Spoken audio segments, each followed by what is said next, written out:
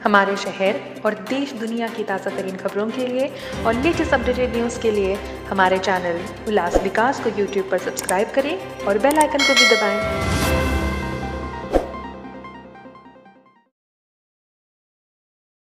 काय आपल्या मागण्या आहेत?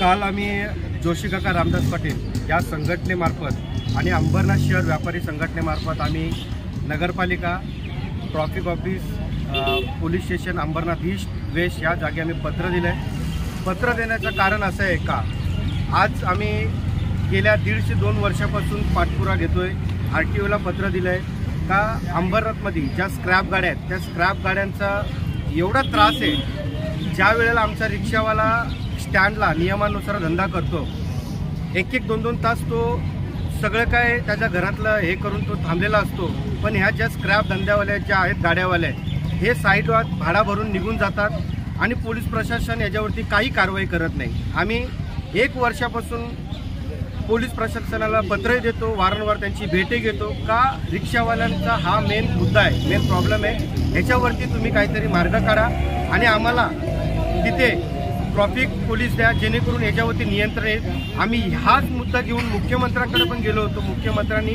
ऑन द स्पॉट तिथून CP साहेबांना कॉल केला होता आमच्यासमोर। त्याच्यानंतर आम्हाला 1 हप्ता याच्यावरती आम्हाला नियंत्रण दिसलं होतं। परत 1 हप्त्यानंतर जशी घटना आम्ही बघत आलो तशीच घटना परत वारंवार आम्हाला दिसण्यात येते।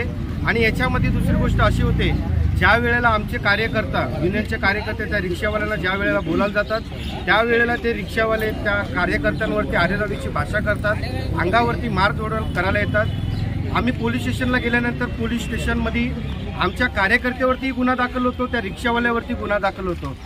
तर याचा सोल्युशन नाही आहे। आम्ही आता काल 8 तारखेला सगळीकडे पत्र दिलेले, येणाऱ्या गुरुवारी आम्ही अंबरनाथ शहरातल्या ज्या संघटनेमध्ये आमच्या संघटनेमध्ये ज्या 7 ते 8 हजार रिक्षा आहेत त्या रिक्षा पूर्णपणे आम्ही 100% बंद करण्याचा प्रयत्न करणार आहे। 2 दिवसाच्या आत जर आम्हाला इथे ट्रॅफिक हवालदार दिसला नाही 12 तास, आणि फेरीवाल्यांचा मुद्दा, फेरीवाले जागोजागी इथे वाढलेले आहेत। आमच्या व्यापारी संघटनेकडूनही आम्हाला कळवण्यात येते कारण की फेरीवाले त्यांच्या दुकानांसमोरही बसलेले आहेत। आम्हाला ते फेरीवाले हटवा हा काय आमचा मुद्दा नाही, पण जेणेकरून आम्हाला रस्ता, आमचे रिक्षा चालक आहेत, अंबरनाथचे नागरिक आहेत, त्यांना येण्या जाण्यासाठी रस्ता व्यवस्थित करून द्या, हीच नगरपालिकेकडे मागणी आणि ट्रॅफिक ऑफिसकडे मागणी आहे का आम्हाला 12 तास इथं हवालदार पाहिजे। 12 तास हवालदार उद्यापासून आम्हाला मिळाला नाही।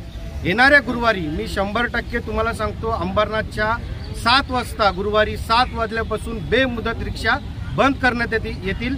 याचा पुरेपूर जर कायदा व्यवस्था बिघडली, पुरेपूर जिम्मेदार ही ट्रॅफिक इन्चार्ज, ट्रॅफिक ऑफिसरचे सर्व जेवढे वॉर्डन आहेत, जेवढे माणसं काम करतात सगळे जिम्मेदार असणार।